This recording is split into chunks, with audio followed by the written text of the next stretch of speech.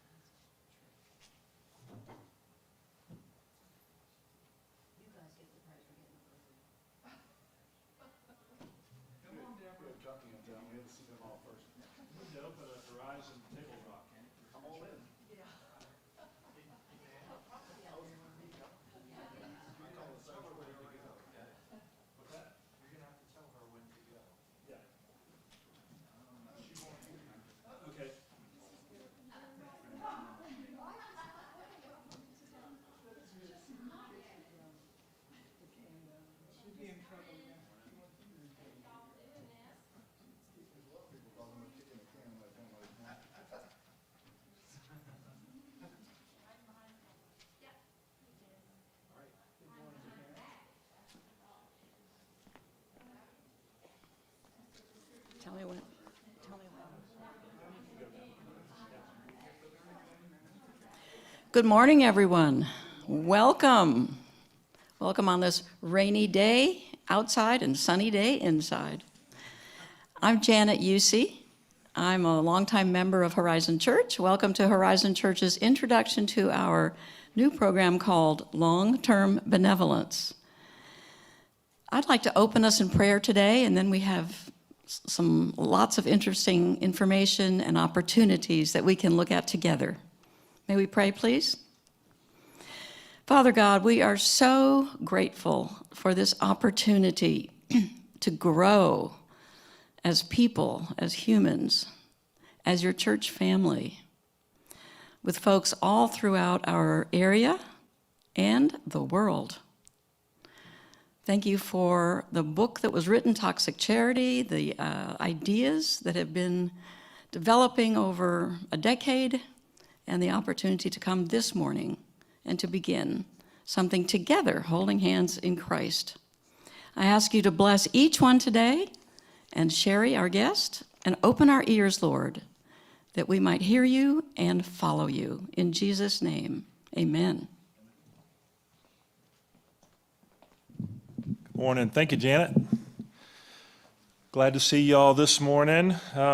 Couple logistical items. Joe Satowski has some survey forms in the back. So at the end of the, he's going to hand them out when you walk in. And at the end, if you could turn them in to Joe and, let us know if this might be a good fit for you, if this new ministry might be something you're interested in to share your spiritual gifts with. For those watching at home, you can email the church and we will get the survey form to you and you can get it back to us. Quick review of short-term benevolence, which we're currently doing here at our church. That's a one-time emergency type gift for food, shelter, clothing. For example, somebody might have a power bill they need help with. Someone might have a rent check that they need help with. Again, a one-time handout, basically. The long-term ministry is something we wanted to branch out in that would take it a step further and really come alongside people, get to know them, work with them as they go through life. In just a minute, I'm going to introduce Sherry Shoemate from Triune Mercy Center, and she's going to talk until 9:20. Then that'll leave 15 minutes for Q&A and about 5 minutes to wrap up. I had to sign a blood covenant with Eric and Scott to make sure we're done by 9:40, so we'll make sure we do that. So, Sherry Shoemate, she has a degree in business administration from Southern Wesleyan. She's very skilled in coaching and training, as Janet and I have found out.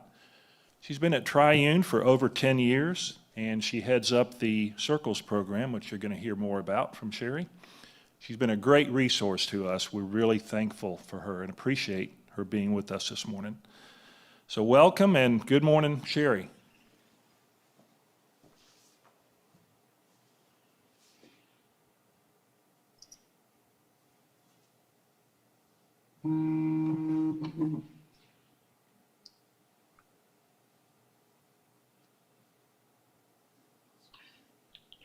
Hello, good morning. I think it's my turn to talk a little bit about Triune Mercy Center and then talk to you about our Circles program. So Triune Mercy Center is a non-denominational church. We're located in downtown Greenville in the Homeless Triangle. And what that means is it's us, the Salvation Army, the Soup Kitchen, and the Greenville Rescue Mission. And this is where a lot of Greenville's homeless population tends to reside because there are a lot of services here. Our mission statement at Triune is to share Christ's love by meeting the physical needs and then by providing life-changing opportunities to the disadvantaged. First and foremost, we are a church. So I always want to make that quite clear. Some people don't understand that we are a church, and that is our primary role as being a church. From there, I guess pretty much all the people that come in here or who are first coming into Triune are in some sort of crisis. They are losing their home, they're in health crisis, mental health crisis, food scarcity, you name it. So they're coming here seeking help. And that's where we get our, kind of our first contact is by providing some food and basic services. Very basic now with COVID.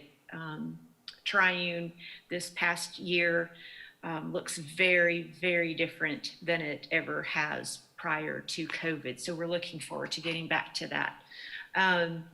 But once we meet folks and we start working with them, I'm going to speed along quickly to get to Circles. Once we meet folks and we start working with them, we can identify a small handful that really are making good progress. Like they're setting goals, they're working goals, and they are not like, it's not one step forward and 3 steps back every other day. It's one step forward, one step forward, one step forward, of course, a step back. But we see that they're making progress. They're excited about moving their life forward. They're taking responsibility for their decisions and their actions. They're following through on suggestions that we give them. This is where we see this as someone who is ready for Circles. So what is this Circles thing? And you may or may not know, I'll just give a brief background. There is a national Circles program that it did not fit our folks here at Triune because so many of the people that we are working with do have mental health issues, they have criminal backgrounds, they are recovering addicts, and not all of their goals are necessarily monetarily related or not in the basis of working on finances. That might come later. So we identify folks that we think, wow, they are doing really good. And if they had a healthy social support system, we could imagine them really accomplishing their goals. And then that's what Circles is all about. So we identify this handful of folks, take them through a screening process, and determine if they will be a good fit for Circles. Some of the basic criteria is that they pass a drug screen, that they are in some sort of stable housing. So they don't have to be living in their own home. They can have a stable bed at the Salvation Army or the Rescue Mission. That is fine. They just can't be on the street or living in the car because they're not out of crisis yet, if that is still their situation. And, we talk to them, see what it is they want from Circles. Are they open to other people's suggestions? Are they open to trying new things? Do they realize that what they've been doing in the past isn't really working? And so being open to trying something different would be a positive thing. So then we've identified that group. And we call that group the leaders because really what Circles is all about is helping them figure out how to lead their own lives. The next thing we do is put the word out to volunteers that, we're starting up our Circles program. And so we advertise it inside of our church, our partner churches, word of mouth gets out, put it on Facebook. I mean, we do a big broadcast, and then people contact us and say, yeah, I'm really interested in being a volunteer. So from there, we do some screening. A couple of things is this is a year-long weekly ministry. And so one big piece of criteria is, can you show up almost every Monday? Because people get sick or they go on vacation or, whatever. So we understand that you need to be available most of the time. And also, are our volunteers willing to be honest about some of the things that they've struggled with? Because once you get into this group and you're providing social support, it shouldn't be, the image should not be, here's one broken person surrounded by a group of perfect people who've never had a problem in their entire lives. And so, of course, when we learn from other people's experiences and what I've done, the mistakes I've made, what I learned, and what I'm doing differently now, that just gives my leader different perspectives on things that they could possibly do. So we have a small group of leaders, we have a big group of volunteers. We put both groups through their own training. And sometimes we mesh them together so they start to get to know each other. And one of the big assignments for the leaders in their training is to write a document called My Future Story. And that is a little bit about their past and where they came from, but really the focus is, what is it that they want for their future? What are they visioning for themselves? Because that's now going to become the roadmap for their team when their team gets together. Our groups meet every Monday night from 5:30 till 7:30. From 5:30 to 6, we have a big group dinner. Everyone eats together in our fellowship hall. And then once the teams are developed, each team has an assigned meeting room here in the building, and each team goes to their meeting room. Every team we prepare discussion questions for them for each week. So it's a guided conversation, and it's about, obviously, some about their goals, but then it's a lot about life skills, like trusting the right people, figuring out your negative self-talk, what are your fears, what are your strengths, how do you leverage your strengths? Obviously, so there's about, however, 40 some odd discussion topics. We also work on financial skills. So from the get-go, the leaders need to be tracking their expenses so that by the time we get ready to actually start looking at how do you manage money, they have some data to go on about where their money is going.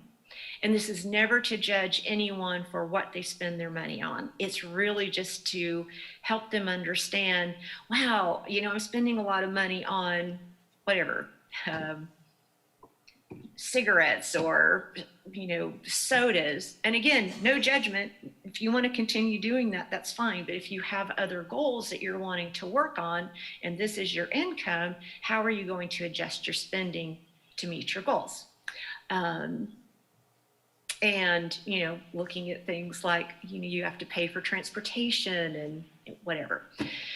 So this is also where the leaders really need to be very authentic and show up with their receipts. I had one lady who I just loved. She would throw all of her receipts and her bank statements in her purse.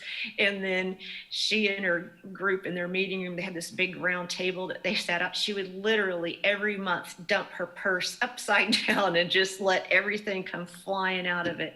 And her team would sit there and help her look through all of her receipts. And she wasn't good at it, but she was more than willing to say, I need help me learn how to do this. And that's exactly what we're looking for. Leaders have also identified no more than 3 goals that they're working on at a time. And so then we teach them how to make we use a SMART goal format. Is it specific, measurable, attainable, relevant and realistic, and it has to be time bound, so there has to be some deadlines. So we teach them how to make a goal statement, how to make it a SMART goal statement. We talk about how important this goal is, what's going to happen if you do achieve it, what might happen if you don't, and then work on action steps. And so the action steps are monthly. So maybe in 6 months, somebody wants to have obtained their driver's license.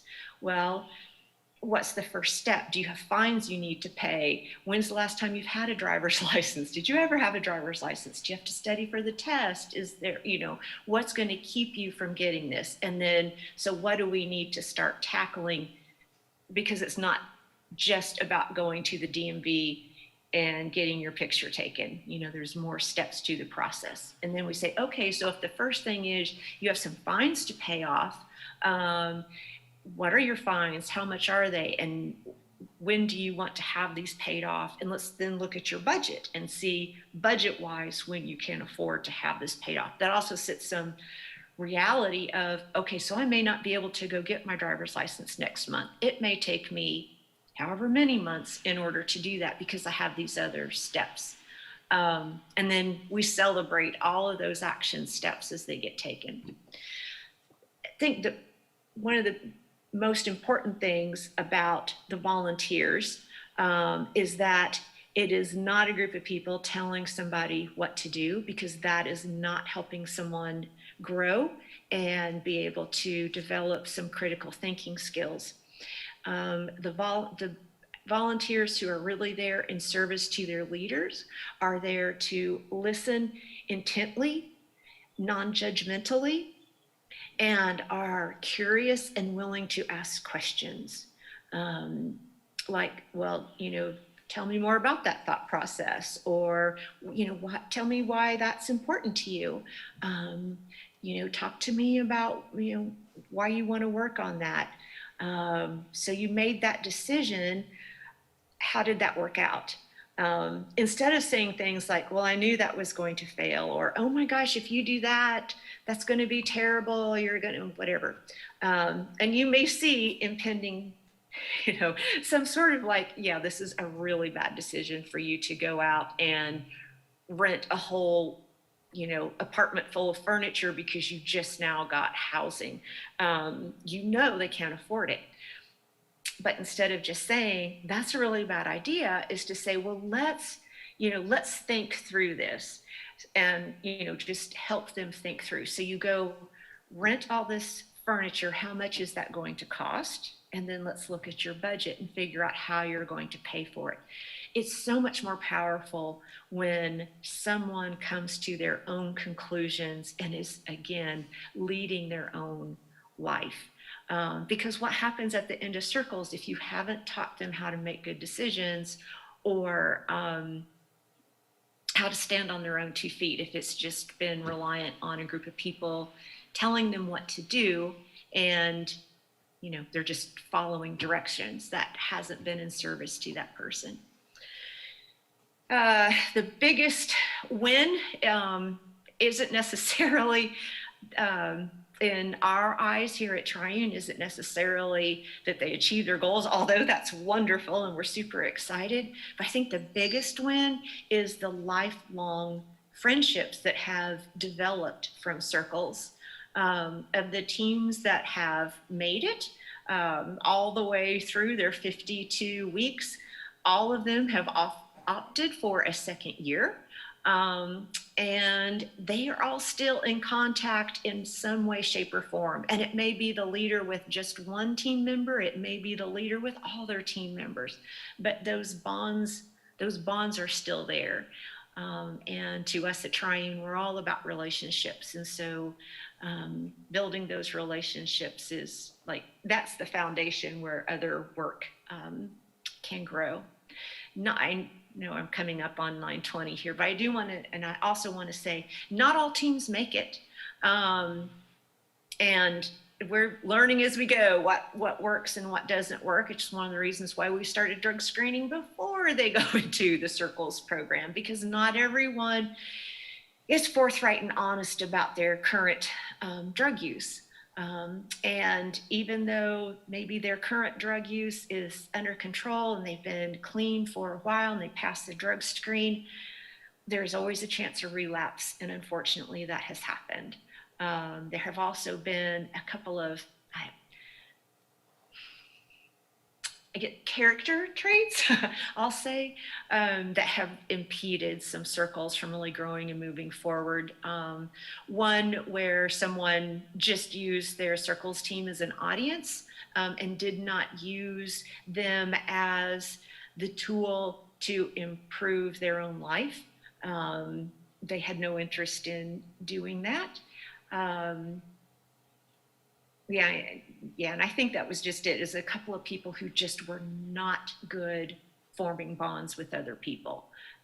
So we're working on ironing that out. So I think Dan, I think I'm ready for Q&A. Hello. Yep, we are ready for Q&A. If you could mute your...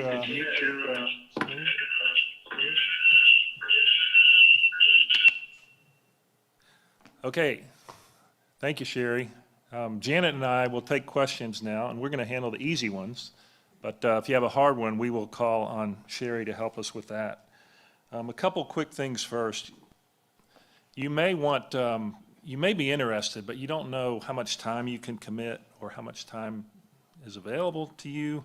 So we got a couple options. The first one is a 4-week book study on this book called Toxic Charity. And we have free copies back there, one per family.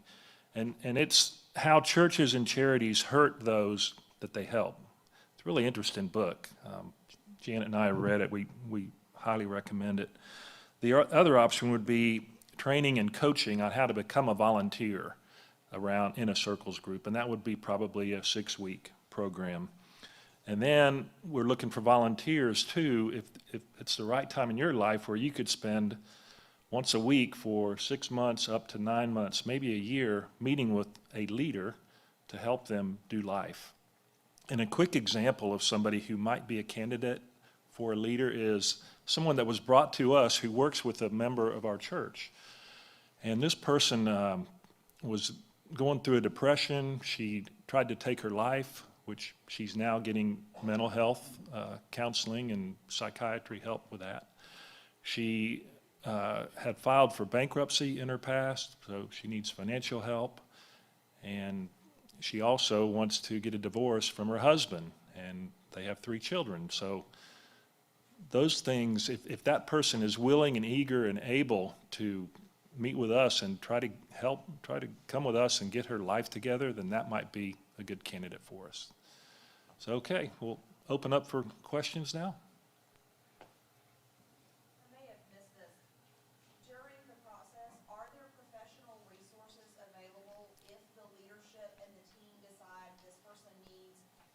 Something a little more than the team can give?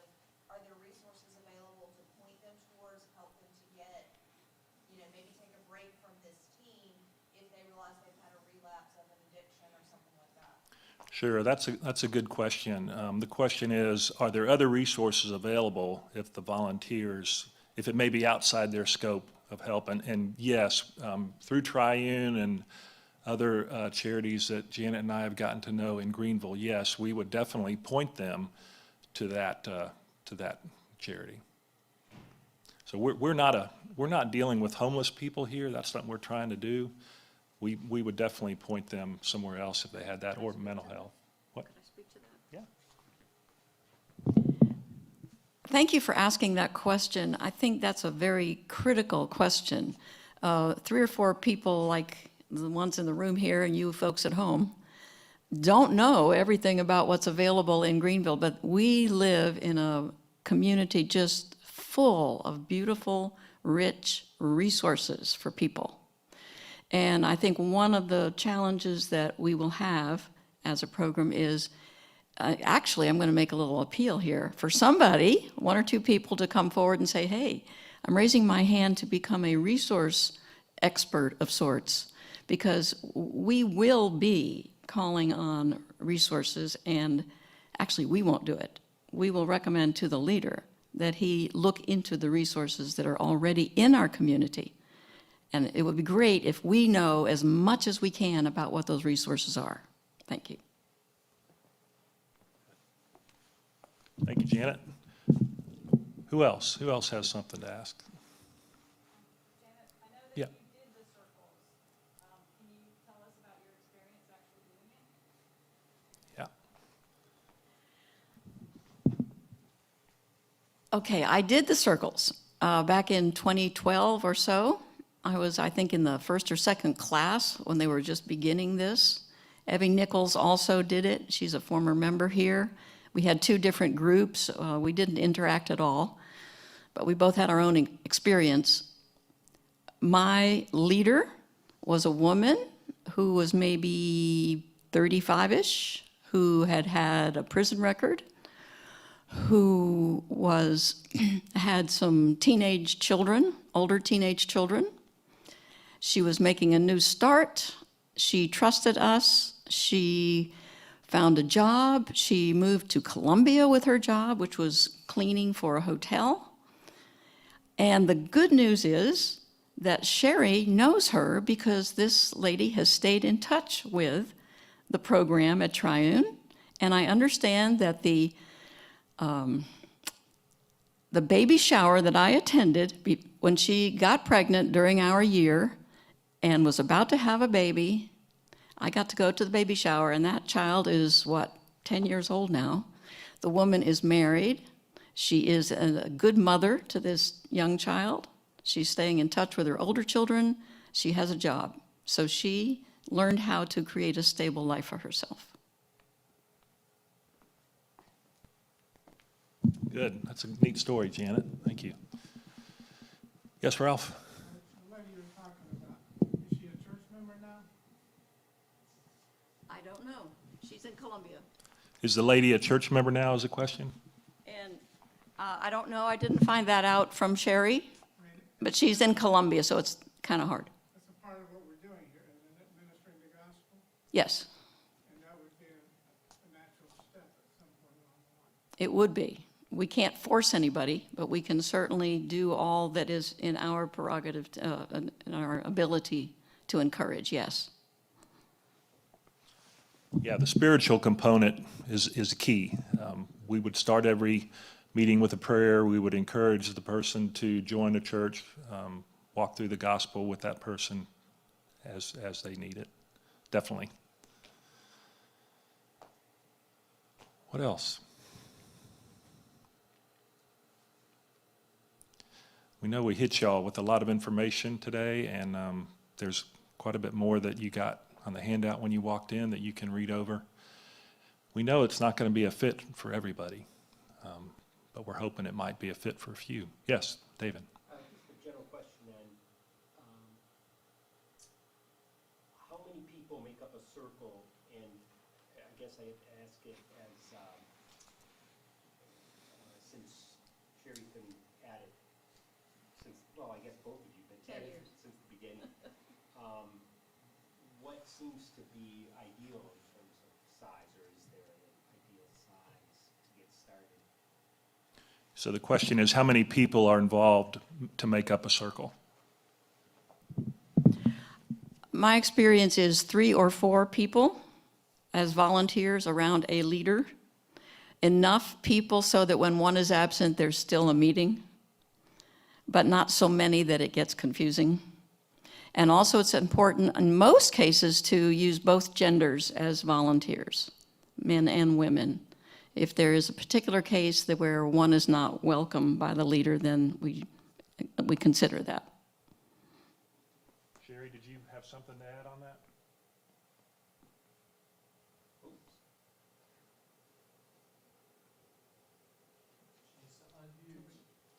Hold on. You need to unmute. There, can you unmute? There you go. Okay. Okay, can you hear me? Yes.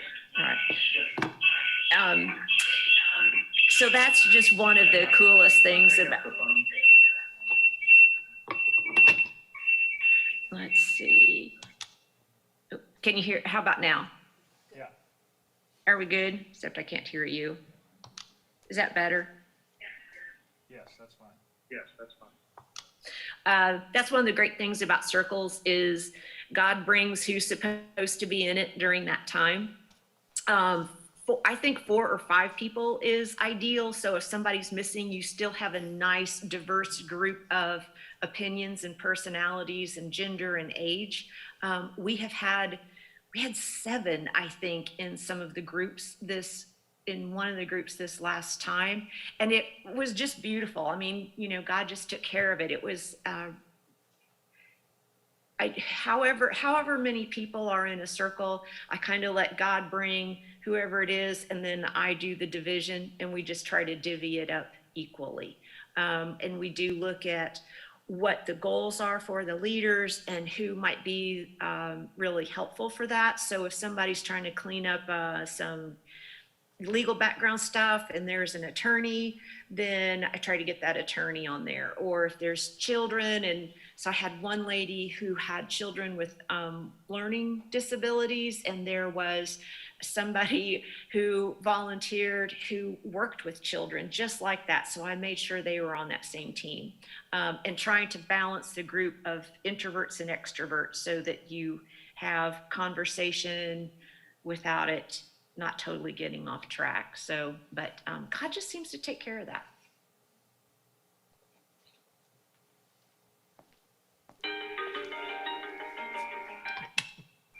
Thank you. Sorry, Dan. No, that's good, thanks. If you can mute your Zoom.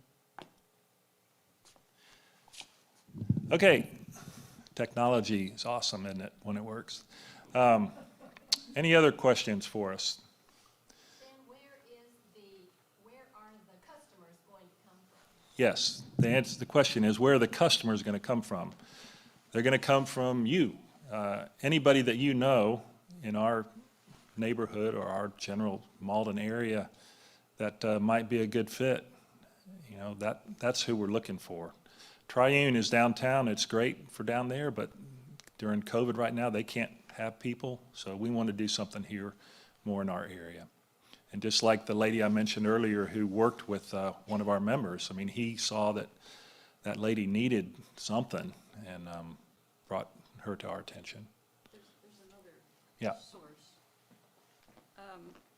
I think a pretty natural source also might be the folks who walk into this church looking for what we call a handout or the emergency assistance that we already give.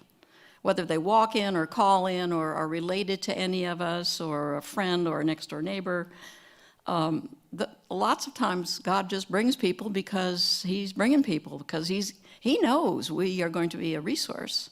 And it's all his idea, so we can trust him to bring us the people that are right for us to work with. It's a very good point, Janet. There probably are people in our congregation that might be a good fit here. But again, they have to want to get better. Remember Jesus and the story at the spa or the pools where he asked the person, do you want to get well? Well, they don't want to get well. We can't help them. So, all right, what else do we have? Yes, Melissa.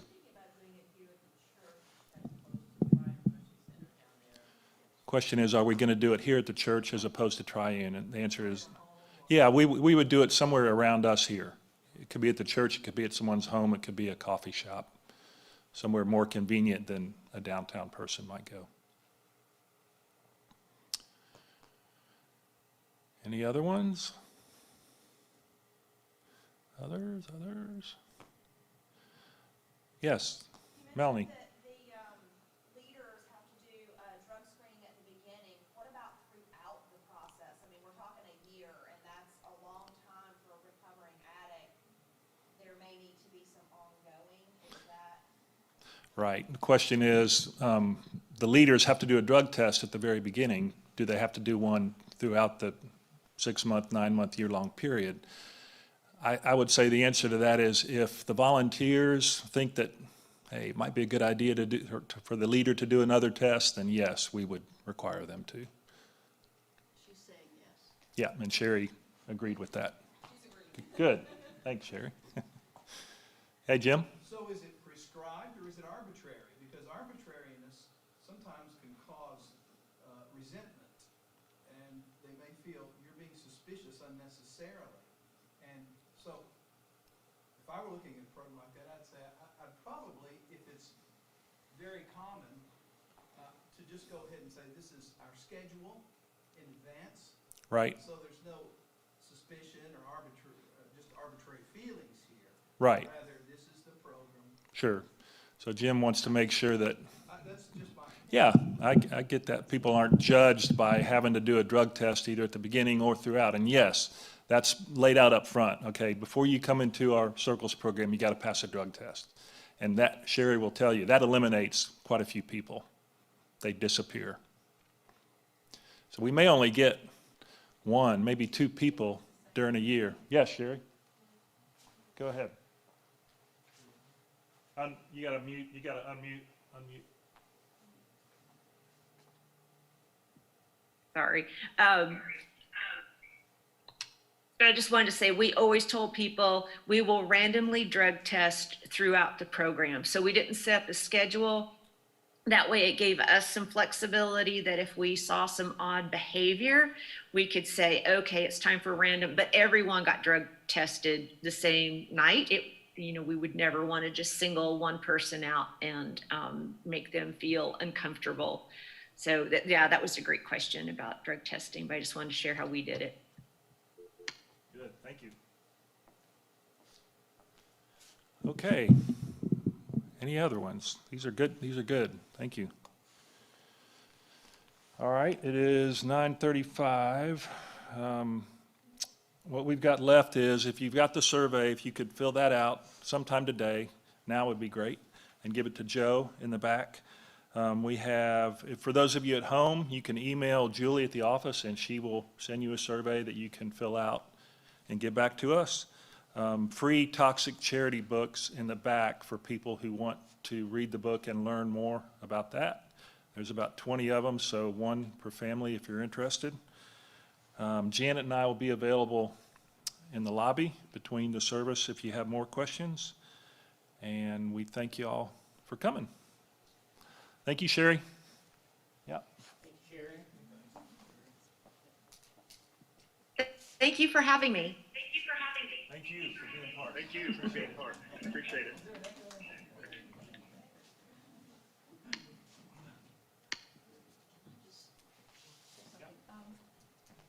I would just like to say, I know we're off the air now. We want to keep this momentum going. We really appreciate you all coming this morning to learn what we've been thinking and doing. So the next step that we're thinking as of this minute is to encourage you all to read Toxic Charity and then set up some discussion times about the book, perhaps in the next 2 to 4 weeks.